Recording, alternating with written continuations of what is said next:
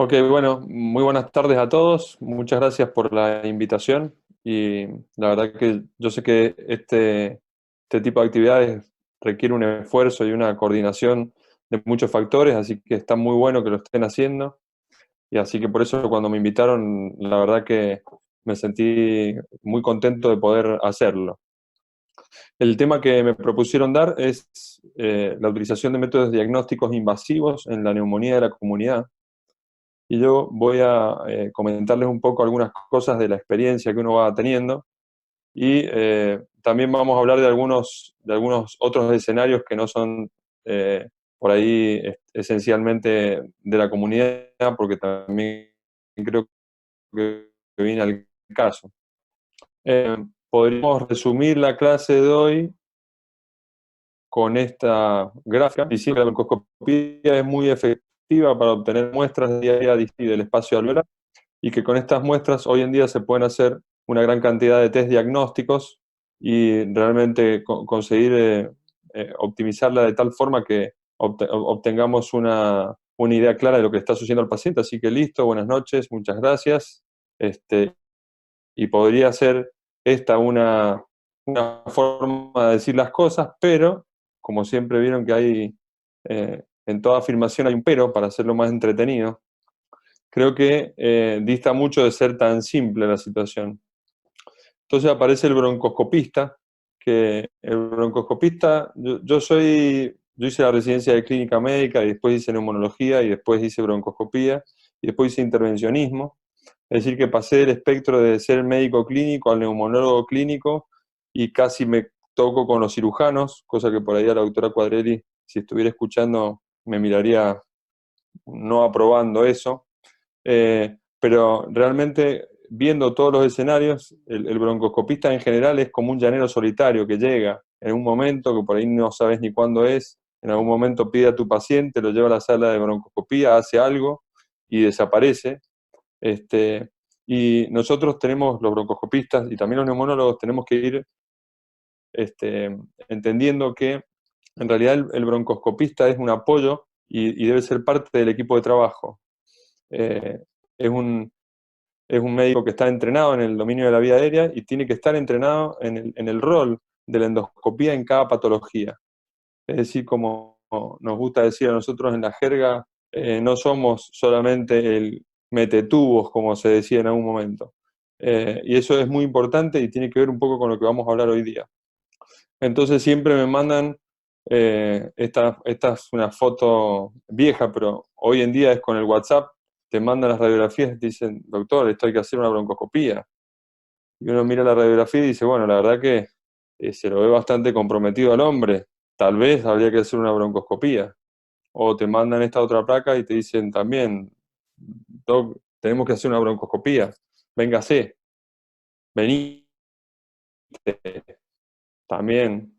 Eh, y en realidad, nosotros tenemos que tratar de llegar un poquito más a entender la situación clínica del paciente para poder tomar la determinación de si hay que o no que hacer una broncoscopía.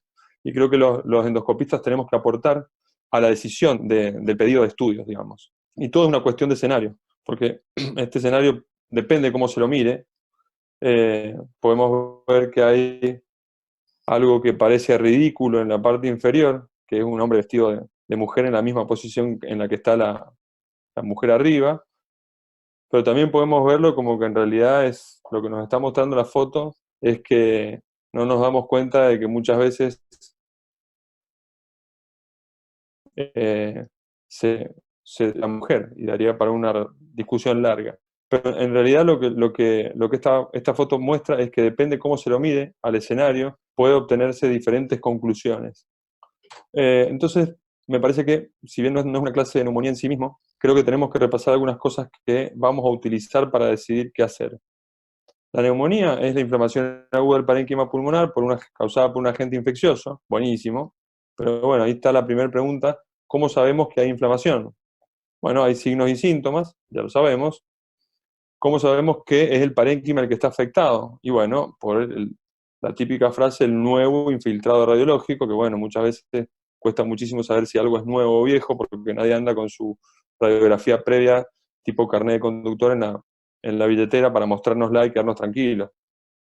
Y después de todo, ¿cómo sabemos que es un agente infeccioso el que está causando el problema?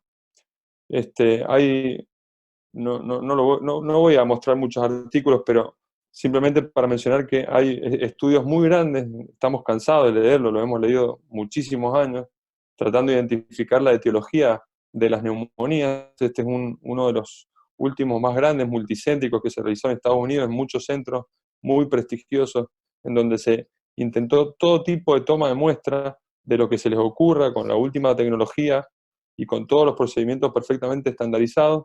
Y ustedes ven acá que no se detectó patógeno causante en el 62% de los casos. Y además, cuando se detectó algún patógeno, fue un virus en el 22% de los casos, y esto era tomado con hisopado nasofaringeo, quiere decir que lo único que sabemos es que había un virus en la nasofaringe, pero no estamos seguros de muchas más cosas. Entonces, bueno, buscar el agente infeccioso es bastante complejo y siempre lo fue.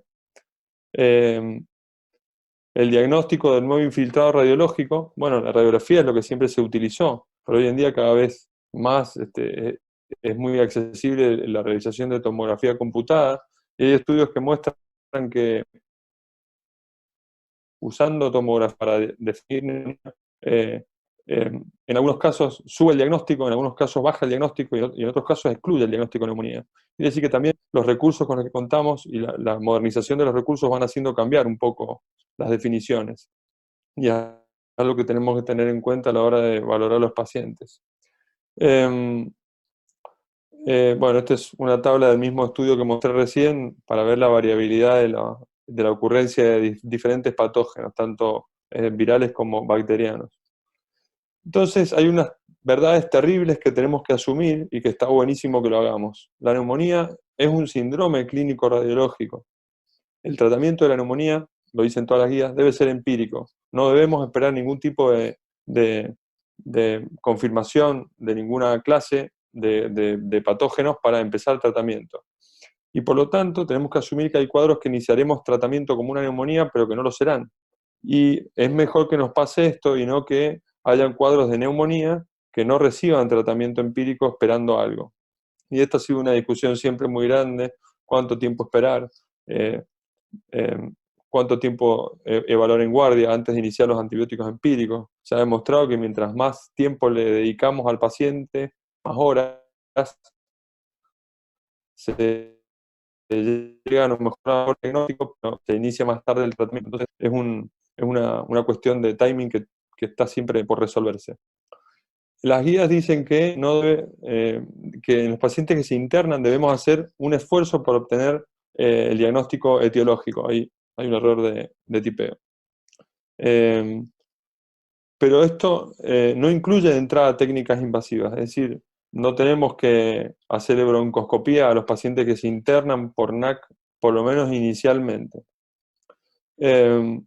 Siempre tenemos que empezar el tratamiento empírico, y entonces en realidad empieza a parecer que nuestro único aliado en la lucha contra estos terribles gérmenes son las bombas de los antibióticos, y nos sentimos más seguros mientras más antibióticos colocamos. Por eso siempre en la jerga decimos nosotros: vamos a cubrir con antibióticos al paciente, como si lo vamos a cubrir, lo vamos a proteger, lo vamos a tapar, eso le va bien.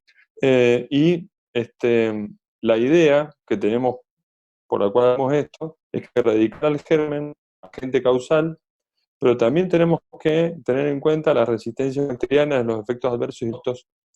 Por lo tanto, todas estas cosas van a influir en la toma de la conducta. Pero ahí en ese fuego, en ese fragor del paciente que tenemos que tomar decisiones, empiezan a aparecernos otros tipos de pensamientos también. Y ahí también está el que dice: llámenlo neumonólogo al endoscopista y necesitamos una fibro urgente, necesitamos una fibrobroncoscopía urgente, o ponerle todo, o anticoagularlo, o en fin, diferentes cosas que se te van planteando. Entonces, un poco lo que tenemos que tratar de discernir en esta charla es cuándo entraría este tipo de técnicas en juego. Y para eso tenemos que entender muy bien qué es lo que está pasando con el paciente. ¿Cómo valorar? Nosotros lo que buscamos es que el paciente se cure, y para eso hacemos todo lo que hacemos. Ahora, la curación, que quiere decir que significa la resolución del proceso de la neumonía, tiene que ver con varios factores. En primer lugar, tenemos que erradicar el agente causal, pero también la curación va a depender de la reserva funcional que tenga el paciente, y está demostrado que los pacientes que tienen comórbidas eh, puede prolongarse la estabilización y la curación del paciente. También tiene que ver con la desactivación de la respuesta inmune y el inicio de los fenómenos reparativos. La erradicación del germen, como dijimos, y muy centralmente todo esto tiene que ver con la desactivación de la respuesta inflamatoria. Entonces, bueno, buenísimo, está genial. Ahora, ¿cómo yo sé entonces que el paciente va bien y no tengo que hacerle una endoscopía? Cuando entra me dijeron que no se la tengo que hacer porque nos va a demorar, porque no es estrictamente necesario y puedo empezar el tratamiento empírico. Bueno, entonces, bueno, espero 2 días, 3 días, 4 días. ¿Cómo sé que no tengo que actuar ya? Y acá viene el mágico concepto de la estabilidad clínica, que es algo que yo les aclaro que a mí el estudio de la neumonía me ha siempre apasionado mucho, o sea que además de hacer endoscopía también eh, he investigado en esto. Y la estabilización clínica es un concepto buenísimo. Eh, Está demostrado por varios estudios observacionales que cuando el paciente alcanza ciertos criterios, que son los que están ahí, que son los que ustedes utilizan en su habitual práctica, la posibilidad de que el paciente se complique es mínima.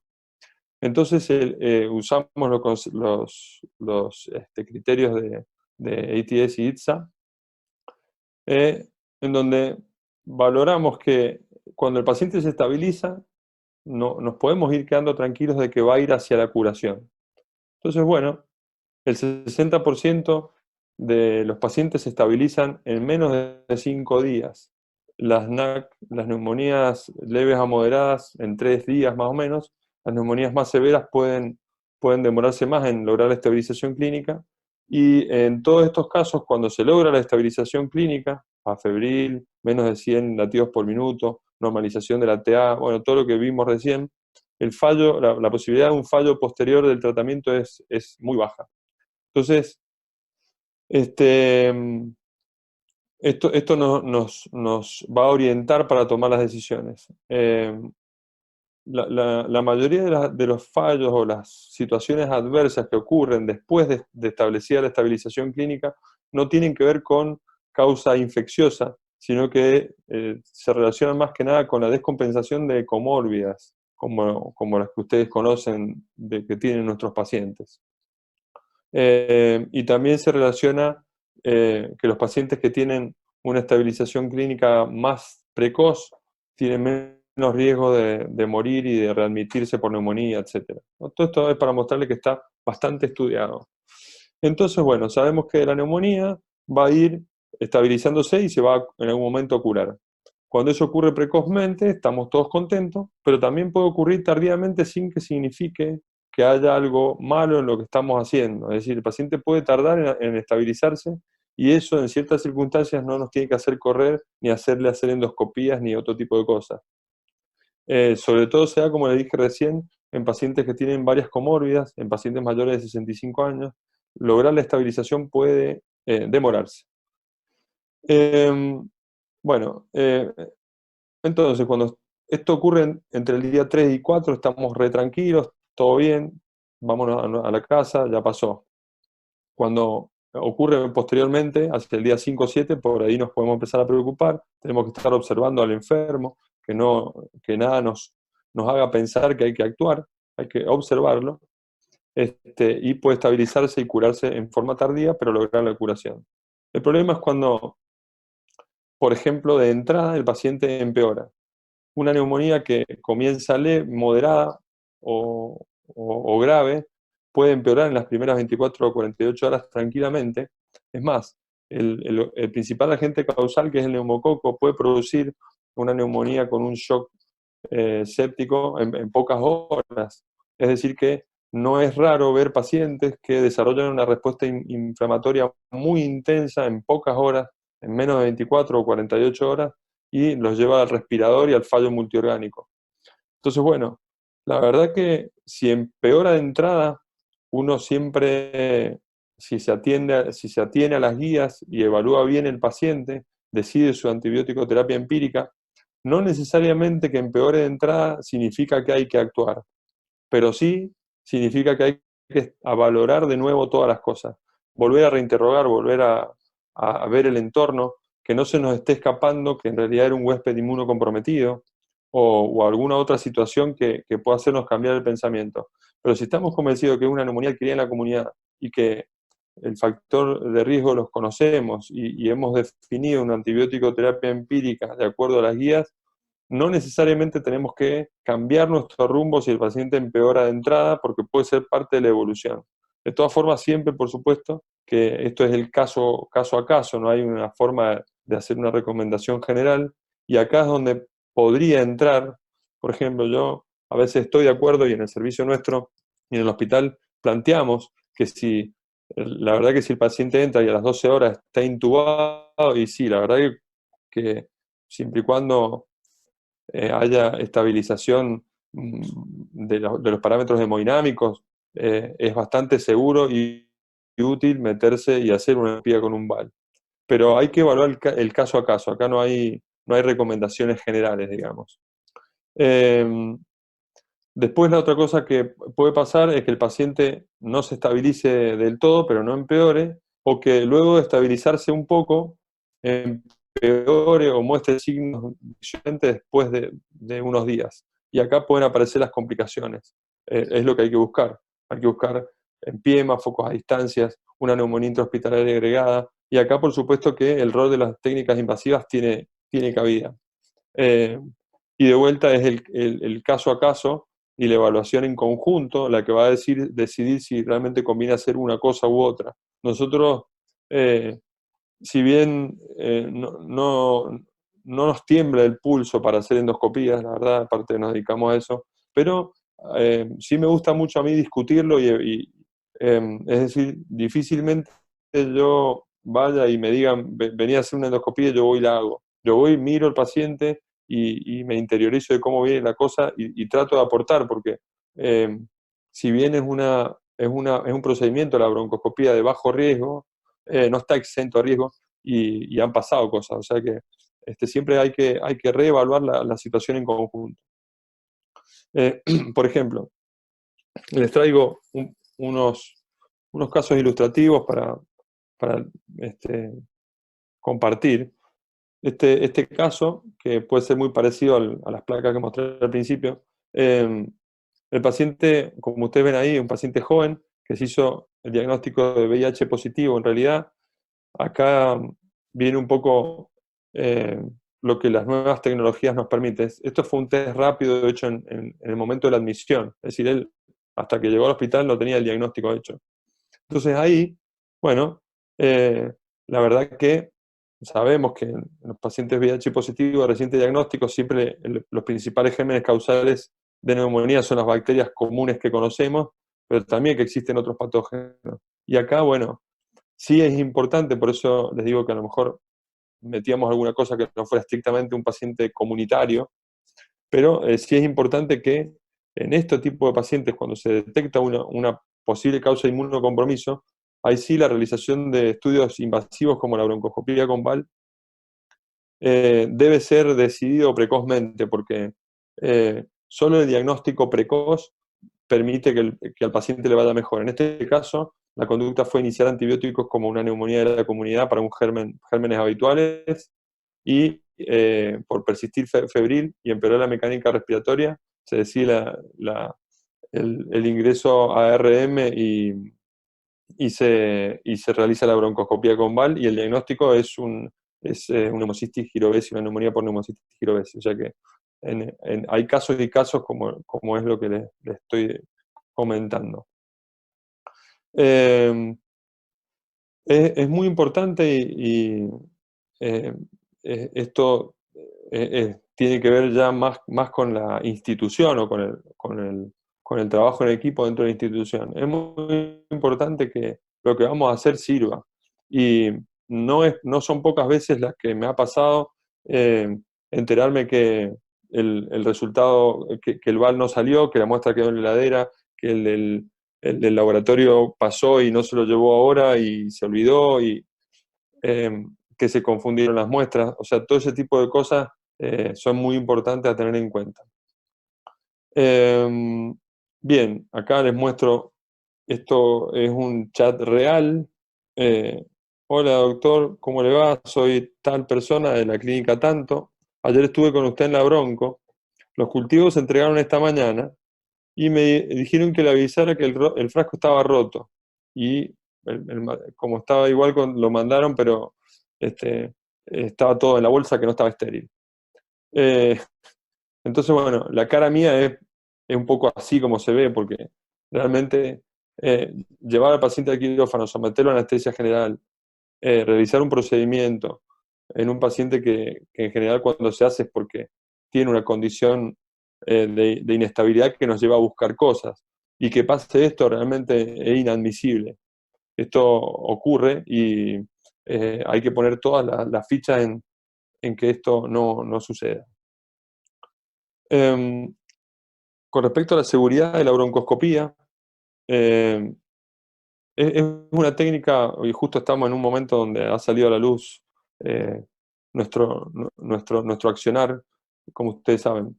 La broncoscopía es una técnica segura, realmente en manos experimentadas es un procedimiento bastante seguro, pero no está exento de riesgo. Nosotros tenemos datos no publicados aún de muchos pacientes con videobroncoscopía diagnóstica con sedación en una suite en forma ambulatoria, y no hemos tenido ninguna complicación importante.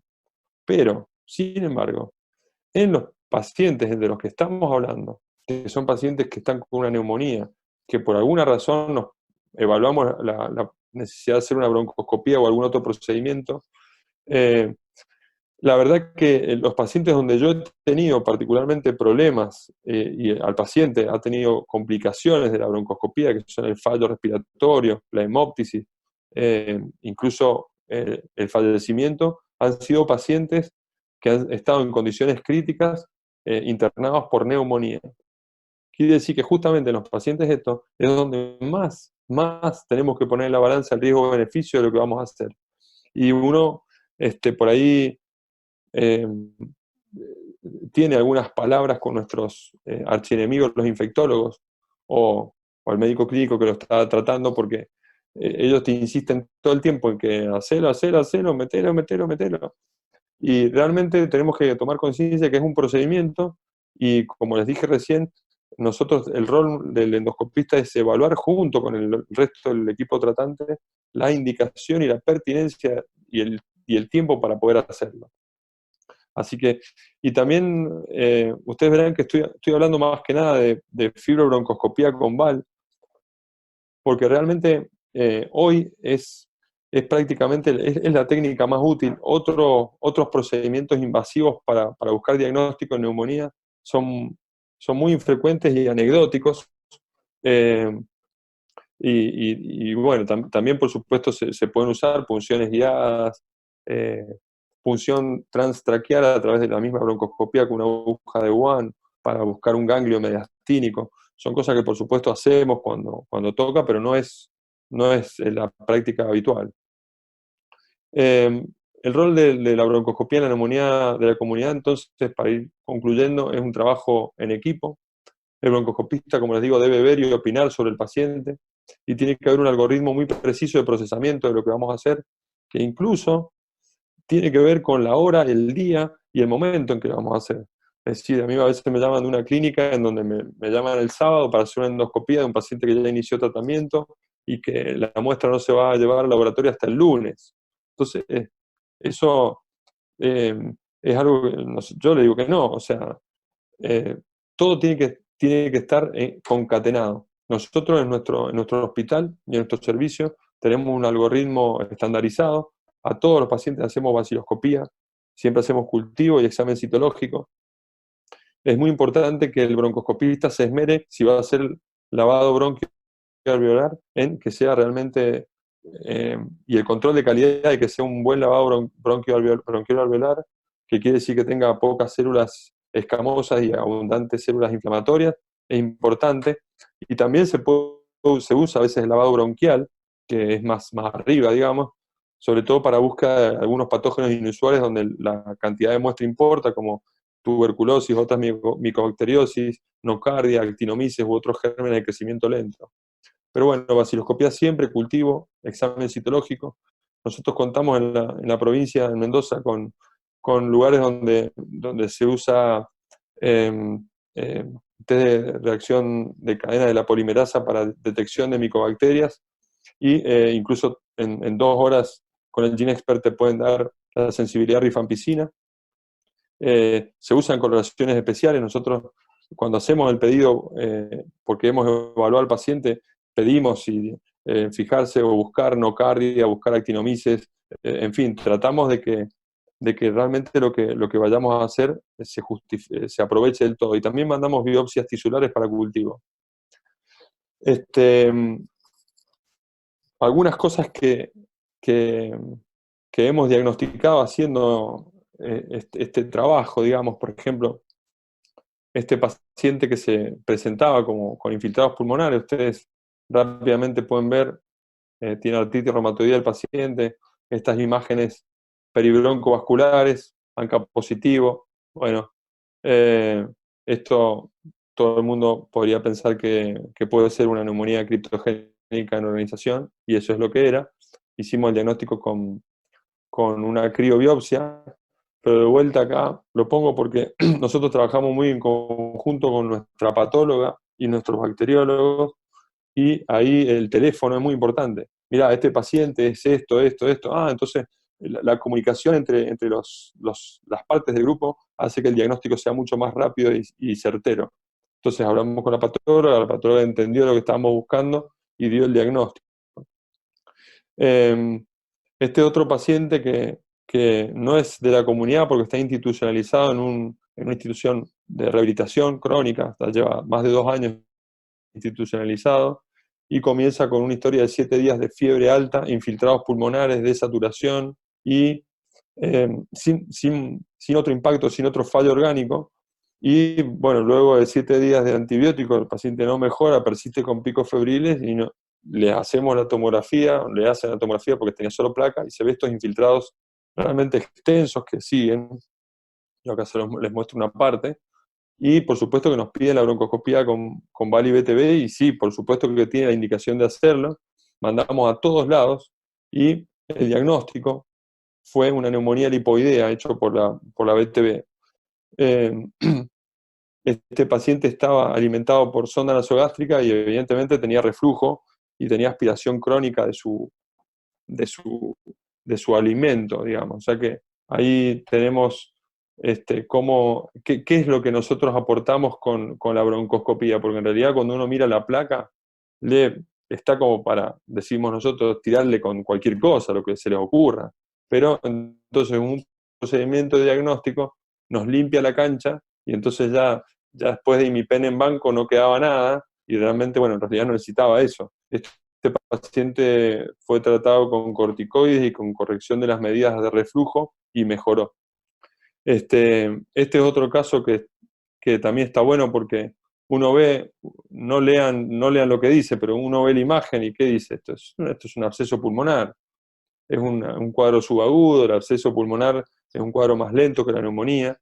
Bueno, realmente tenía todas las condiciones, un mes de evolución, síntomas moderados, etcétera, pero bueno, tenía 100 de litro. Y acá se hizo el VAL con BTB también.